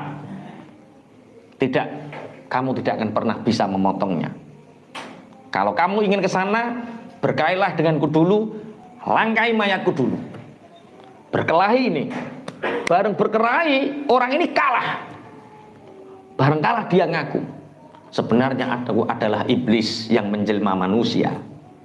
Sudahlah kak, biarkan orang-orang itu di sana. Kamu jangan potong pohonnya. Enggak, aku mau memotongnya. Gini saja, kamu pulang. Setiap habis subuh, setiap kamu sholat habis subuh, maka lihatlah di bawah tikar kamu, maka di situ ada beberapa dinar uang yang kamu bisa menikmatinya. Cukup, nggak usah ganggu mereka. Dia ngenangan, oh yo penak duit atau penak motong kono. Motong resikonya gede, mulai oleh duit. Cara sampean milih ndi? Ini laki-laki ini, kata sahabat Ikrimah, pulang dia membuktikan sholat, Allahu Akbar, Allahu Akbar, Allahu Akbar. Subuh, setelah subuh dibuka, cret, betul ada kepingan-kepingan emas. Searuh, wah banyak uangku ki. Wes gak sah motong rapopo ki. Sholat lagi subuh, beberapa subuh terus ada kepingan-kepingan emas. Kemudian suatu saat dia subuh dan di bawah sajadah itu enggak ada kepingan emas. Yang diingat orang ini apa? Potong. Lah, akhirnya dia motong. Bawa kapak di tengah perjalanan dicegat sama orang yang sama. Kalau kamu ingin motong, hadapi aku dulu. Kamu kemarin kan sudah aku kalahkan. Kecil, ayo kelahi Pak. Kalah benjut kabeh sampai lumpuh. Kenapa saya bisa kalah? Karena kamu awalnya mengalahkan aku adalah karena kamu asalnya mau motong karena Allah. Yang kedua ini karena kamu motong ingin dinar. Emas, dinar. Betapa setan banyak menggoda yang kadang-kadang kita tidak tahu. Ini kalau diteruskan berarti banyak setan macak jubahan. Wah kan nek diterus-terus no. Ya, ini kan pertama dia ingin motong karena Allah. Kemudian menang. Kemenangannya ini karena apa? Ikhlasnya hati. Nah, sedangkan yang kedua dia ingin motong bukan karena Allah tapi karena ingin dinar. Sehingga dia tidak bisa nahi mungkar untuk kesyirikan itu. Yang penting kita jangan punya kecondongan terhadap orang-orang yang zalim. Karena orang yang punya kecondongan dengan orang yang zalim sama halnya membantu mereka. Dan membantu sama halnya memasukkan diri kita ke dalam neraka. Dan selain Allah tidak ada yang bisa menolong kita. Selain Allah tidak ada yang menjadi wali kekasih kita. Wa aqimis sholata tarafayn nahari wa zulfan minal lail. Wa aqimis sholata tarafayn nahari wa zulfan minal lail. Innal hasanati yudhibna as-sayyi'at. Innal hasanati yudhibna as-sayyi'at. Dzalika dzikra lidz-dzakirin. Dzalika dzikra lidz-dzakirin. Dalam 3 tahun terakhir, Pondok Pesantren Hozinatul Abror telah mengirimkan 3 kader terbaik untuk menuntut ilmu di Universitas Al-Azhar, Kairo, Mesir. Sebuah langkah besar untuk membangun generasi pemimpin berilmu dan berakhlak mulia. Kini, melalui Giska, Gerakan Infak Beasiswa Kader, Anda memiliki kesempatan emas untuk menjadi bagian dari perjuangan ini. Setiap rupiah yang Anda infakkan akan menjadi cahaya ilmu yang menerangi masa depan umat. Mari bersama, kita dukung lebih banyak kader menggapai impian mereka. Berikan infak terbaik Anda, dan jadilah bagian dari perubahan besar ini. Giska, menginfakkan harta untuk ilmu, membangun peradaban. Ini ayat ini menerangkan sholat, tapi agak jorok. Maksudnya ayat ini tidak boleh untuk diamalkan, tapi amalkanlah sholatnya, tapi jangan amalkan asbabun nuzulnya. Nanti dijelaskan, gak paham dhisik. Wa aqim lan nglakonono sapa sira as-sholata ing salat tarafayin nahari ing pucuk lorone rina, wa zulafan lan ing dalem sebagian mangsa minal laili saking wengi. Innal hasanati stune pira-pira kebagusan iku yudhibna bisa ngilangaken apa hasanat as-sayyiati ing pira-pira laku ala. Zalika utai mengkono-mengkono katerangan kang kasebut, katerangan istiqomah, katerangan larangan ngliwati wates, katerangan mencintai orang-orang yang zalim. Tiga hal ini iku dzikra dadi pitutur lidzakirina kedue pira-pira wong kang padha iling. Wa aqimis sholata tarafayin nahari wa zulafam minal lail. Kerjakanlah sholat di ujung siang, yaitu sholat apa? Ujung siang dan sore apa? Subuh, zuhur, asar. Wa zulafam minal lail, dan sebagian dari malam, yaitu maghrib dan isya. Makanya kemarin ada siapa dosen yang mengatakan, tunjukkan satu ayat yang menerangkan bahwa sholat itu ada 5 waktu, tidak ada satupun. Piye maksudnya? Saya itu dono Mas Taib iku ayate weh. Kerjakanlah sholat di ujung pagi dan sore, yaitu subuh, zuhur, asar, wa zulafam minal lail, dan sebagian dari malam, yaitu maghrib dan isya. Innal hasanati yudhibna sayyi'at, sesungguhnya kebaikan-kebaikan itu akan menghilangkan keburukan-keburukan. Seburuk apapun kita, lakukan kebaikan. Jangan pernah kita menutup kebaikan hanya karena melakukan keburukan. 3 hal itu, perintah istiqomah, larangan melewati batas, dan larangan mencintai orang zalim, condong kepada orang zalim, itu adalah petunjuk bagi orang-orang yang ingat. Ini tak ceritakan asbabun nuzulnya. Surat Hud ayat 114 ini asbabun nuzulnya yaitu ketika ada seorang sahabat yang bernama Abul Busri. Abul Busri. Abul Busri ini berkata kepada Rasulullah, tapi sebelumnya tidak diceritakan kepada Rasulullah, dia menceritakan. Jadi sahabat ini namanya siapa? Abul Busri. Abul Busri ini kedatangan seorang wanita cantik yang suaminya sedang berperang jihad di jalan Allah. Cara ngono kene bojone tentara sing dikirim nang Papua atau nang nang Irian kono. Perang jihad. Ketika itu dia membeli kurma di rumahnya Abul Busri. Kemudian Abul Busri ini menungkatkan ini, anu Mbak Yu, ini kurmanya kurang baik yang di luar ini. Yang di dalam loh lebih baik, lebih murah. Akhirnya wanita cantik ini masuk ke dalam rumah bareng corone nglawang. Sret bareng. Ya rada sesek, melengak, lah kok ayu diambung ngono. Tapi aja tero. Aja tero. Jadi asbabun nuzul ayat ini. Ya ono sahabat ini ya ono. Jadi Abul Busri ini jualan kurma. Ada seorang wanita cantik sahabiah beli. Lah, kurmanya kurang bagus. Kalau di dalamnya lebih bagus dan harganya lebih murah. Lah akhirnya dilalah masuk itu bareng. Lah lawang kan ya rada sempit. Pas disawang kok ketok ayu. Gak kuat. Wes langsung ngegas aja.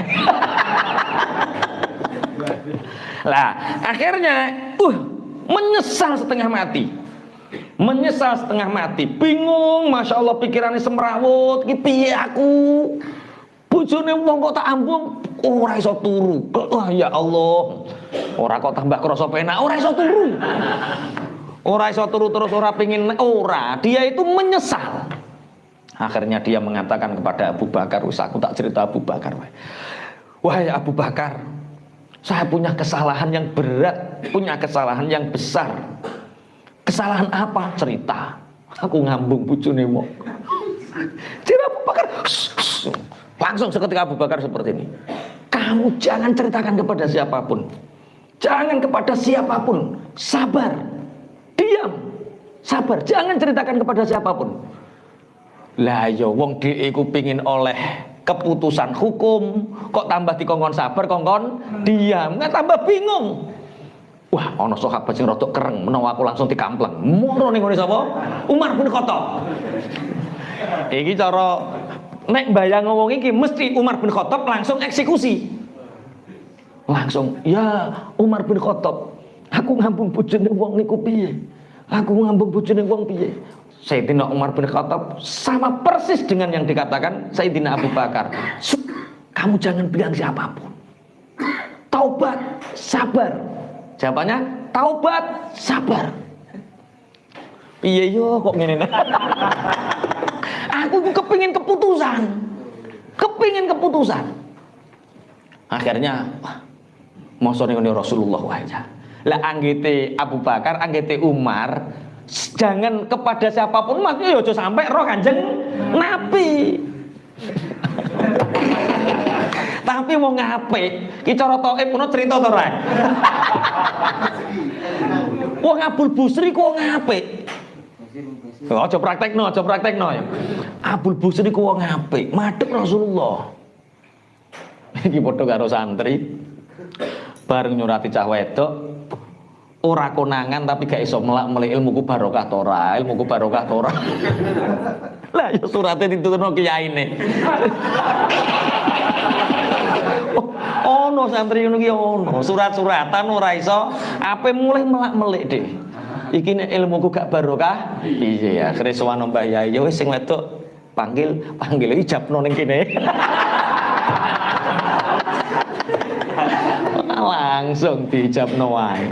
Nah, ini Abul Busri matur, ya Rasulullah, aku telah mencium si fulanah ya Rasulullah. Saya dalam keadaan gundah gulana, menyesal dan berdosa. Kata Rasulullah, pengkhianatan yang sangat besar bagi seorang laki-laki yang menggoda istri suaminya yang sedang berjuang di jalan Allah. Pengkhianatan besar. Wah, Kanjeng Nabi ya rada piye ngono to? Malaikat Jibril turun, Rasulullah ndiluk, keringatnya meruntus. Turunlah ayat ini. Ayat apa? Aqimis sholata tarafayin nahari wa zulafam minal lail. Innal hasanati yudhibanas sayyi'at. Kerjakanlah sholat 5 waktu. Keburukan-keburukanmu akan habis. Innal hasanati yudhibanas sayyi'at. Sesungguhnya kebaikan-kebaikan itu akan menghapus semua keburukan. Dosa-dosa itu dihapus dengan sholat. Ngono ki Abul Busri pede Kanjeng Nabi. Ayat niku kangge kula tok to nggih. Plaur takok ayat niku kangge kula tok. Ya ora, iku kabeh kanggo wong mukmin, ora kanggo awakmu tok. Ini ayat ini untuk semua orang mukmin.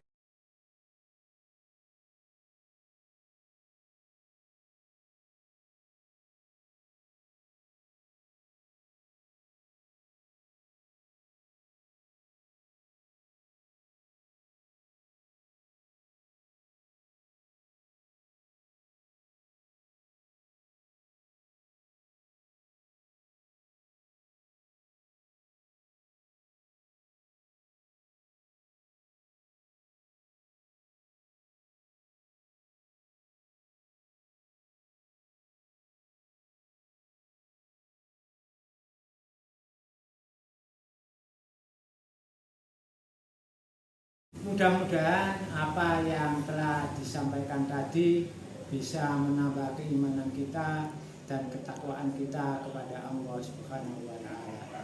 Assalamualaikum warahmatullahi wabarakatuh.